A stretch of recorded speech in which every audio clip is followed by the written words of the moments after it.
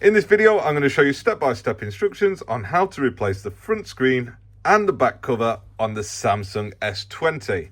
The video is going to mainly focus on replacing the front screen using a genuine Samsung service pack part, but because this one's broken and our customer decided that they wanted it replacing as well, then we will cover that as well. This phone has been sat on the heat plate for about half an hour because it was meant to be on for 10 minutes. It got put off because of various things going on, so it's nice and warm to the touch. I'm going to take advantage of that and start with a razor blade, create a very small gap like this. When they're broken like this, the suction cup isn't going to do much good. If yours isn't broken, use a suction cup like I've shown you in previous videos. Get that razor blade, create a small gap like that, pry it back a little bit so that we've got a larger gap that will fit a guitar pick in like that, and we're just going to run that backwards and forwards to chop at the adhesive. I don't really want to get glass everywhere, so I am doing my best not to crack this further, although as the phone cools, the risk of it cracking more increases. I don't think that this one's going to, but just get ready, because last time I said that, it went with a bit of a crack. The adhesive on these models is very tough, but I'm going to take a guess at looking at the colour difference between the black and the silver on this one, that once upon a time this was either an all black phone or an all silver phone, and I'm saying that this has been replaced before, and yeah, look, the adhesive comes off a little bit differently when it's been done before. So anyway, moving on, we're still going to work our way around and we're going to take our time, but it's probably just going to be a little bit easier having been reworked before. Cooling down now because I've been talking and waffling too much, so hopefully we should be able to get it with a little pull here, and that's it, we're in. So this is almost certainly an aftermarket part. I think I'm just going to chuck that in the bin straight away, and then we'll concentrate on opening up and removing the rest of the parts on this phone. Just looking at this now, I think that's a bluey colour. Well, I noted it as silver, but that looks like a light blue. Our customer wasn't too fussed on the colour, and it basically came down to however quickest you can get the part. So I believe we may have got him, yes, silver white colour, because I could get matching in those. So these parts come as a chassis, screen, a couple of flex cables, ear speaker attached. So what we've got to do is take everything out of here and put it into there. To do that, we need to first of all remove all the screws holding down the shield up the top. All these are crosshead screws and they're all the same size. I'll be using my little sonic screwdriver to do this. I definitely do put links for these in the description below, and it turns out that some of you guys actually click on those links, so I'll be a lot more, what's the word, prevalent with links. That's probably the word I'm looking for, because I didn't realize that people clicked on them, and I didn't realize that I made money from it. So keep clicking those links and buying the things what I recommend, please. I don't recommend crap. Like I genuinely hand select the things what I would genuinely recommend on there. So like I say, electric screwdriver works real nice because they're all the same size, they're all the same head, and it's easy to get them out. Once you've got all those screws out, you're gonna take a plastic pick, and this is two separate shields. Look, you've got a metal shield and you've got a plastic shield. We're gonna start with the metal one, we're gonna lift it up, and that's gonna sort of fold back. Look, you can fold it back and just put it to one side like that. Now that we're inside, somebody's stickers in there. It's obviously had lots of work done before, and we're going to disconnect this guy. That's the battery. It's important to disconnect that. This one here I'm going to leave connected. This one here I'm going to leave connected, but I am going to take the display cable and disconnect that, get that out of the way. And then there's one more just here, which is for the power and volume buttons. We're going to get that out of the way as well, and that'll allow us in a minute to remove the logic board. To remove the logic board, we need to take off this plastic shield just here, and I think that there is, let's have a look at this camera, because sometimes on these models the cameras are a bit tricky to get out. This one's obviously not. So I'm going to disconnect the camera, and then I'm going to use tweezers just to fish it out, store it safely for reinstallation later. And then just notice that the SIM tray is already removed from this. I've not done that before the repair, so Nathan's just informed me that it wasn't present when it came into store. So if you've not already removed the SIM card tray, make sure that you do that right away. If you look here, look, where the SIM comes out, there's a little sort of pin. You need to make sure that that's poked up and not going to catch. Once you've done that, then it's time to remove this board.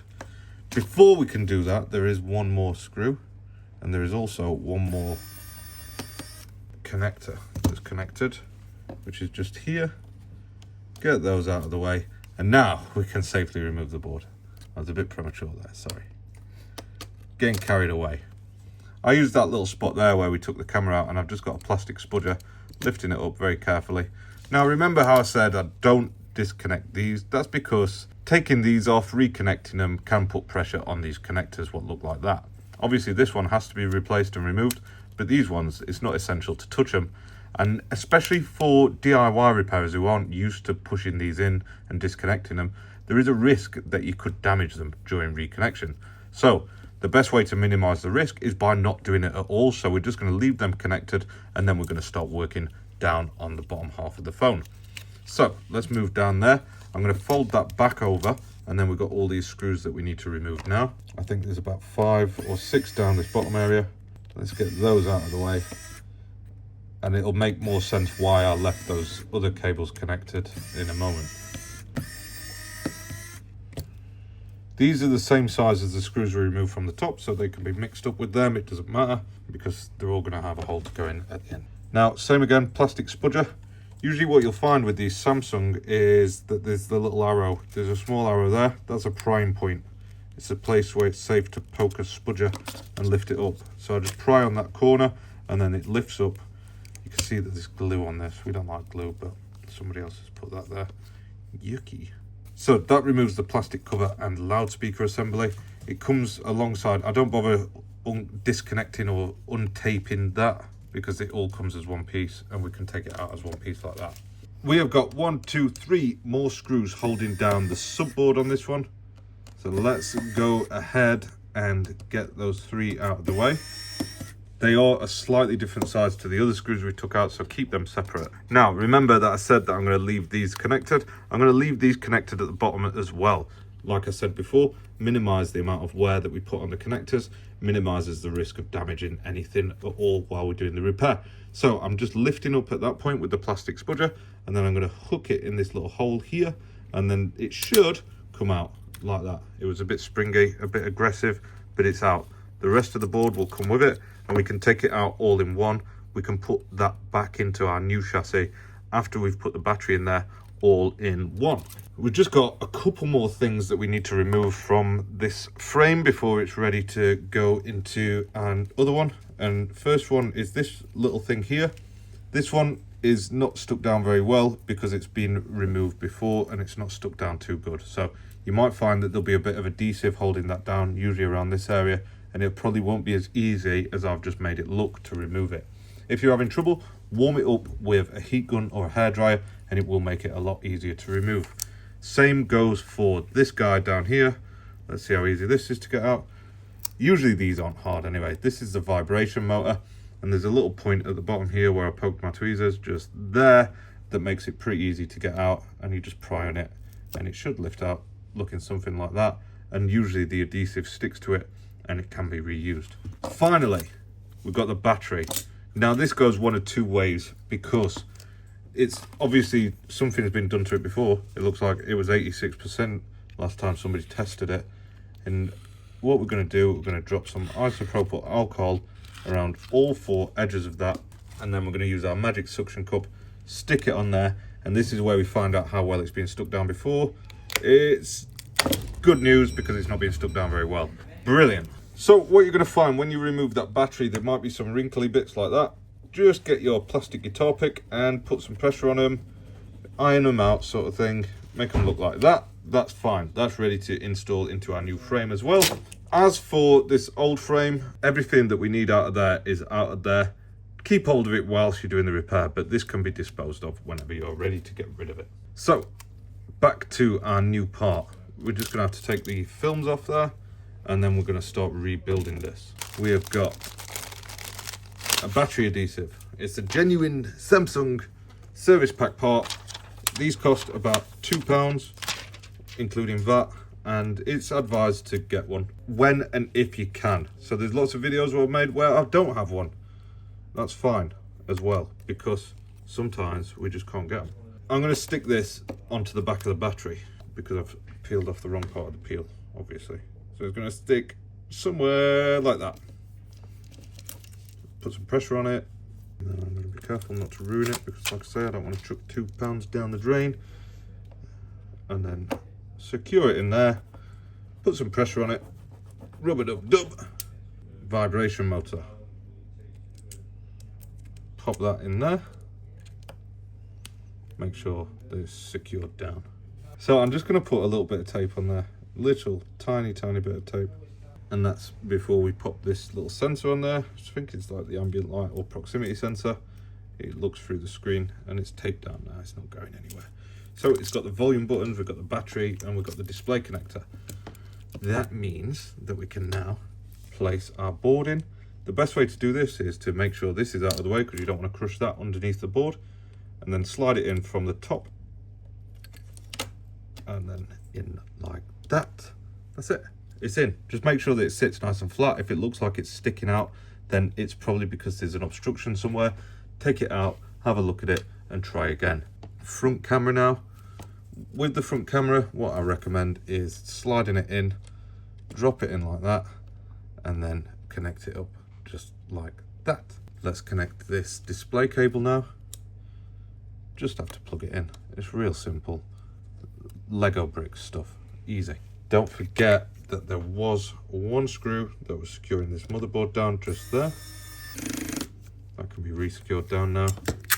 And then we just got the volume cable that will line up and make sure it's connected. I'll leave the battery for now. We'll leave the battery until the very last thing. So I'm going to go down the bottom and I've got the charging port that we need to slide in. Slide charging ports first, so the USB-C port, slide that into where it sits just there. Push it in like that and then put some pressure on, making sure that it sits nice and flat. That was held down by 3 more crosshead screws.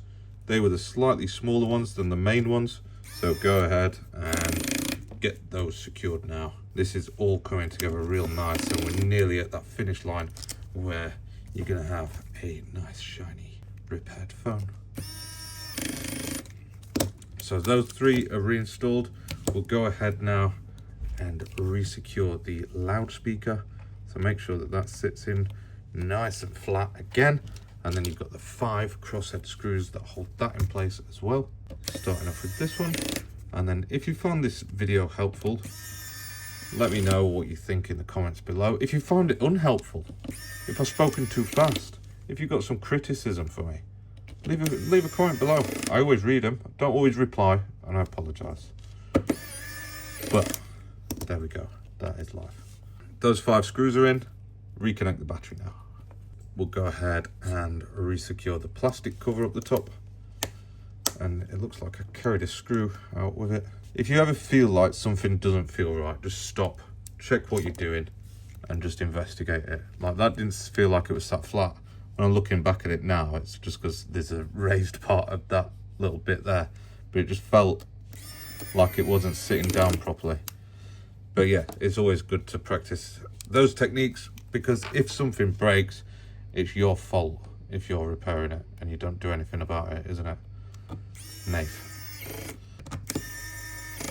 So we're just going to go ahead and get those top screws in before I put this other metal shield back on. That's got the wireless charging coil attached to it and NFC antenna, etc. And then we can re-secure those down. Most of this, I like Samsung repairs because it's all pretty straightforward. There's nothing too skillful that you need to repair it. The back cover is probably the most difficult part to get right. But once you've got that off safely, then the rest of it is just little crosshead screws and little Lego blocks. That's the way I see it. That's the last screw secured down. What I'm going to do, because we've had these cameras exposed, little blower. Same again, we've got a genuine Samsung S20 battery cover, back cover, whatever you want to call it. These always come with the adhesive pre-applied, which is really handy. And we're just going to remove the camera cover. And yeah, just so you know that I'm not talking rubbish, look at how these come with that, and they look neat. I can't find the back cover that we took off now. You'll have to compare it back to the start of the video. Anyway, resecure it down. Let's have one last little blowout. Use a little dust blower, get everything out of the way. Would have been a good idea to test that it works first, but you know, I'm feeling confident. Definitely not going to work now. So that's it. Resecured, reinstalled. Let's see if we get some picture. I've got a feeling that it might want some charge on it. Yeah, 0%, but at least we know that we've got picture. Plug it into charge is always good to test that it charges after the repair. It's definitely charging. Got it on the ammeter as well, which is showing me good information. Whilst it's doing that, I'm just going to give it a good squeeze along all these edges, make sure that it's working, and then I'm going to turn it on. We should get Samsung. There we go. Samsung S20 5G. Look at that. Thanks everybody for watching, and see you in the next video.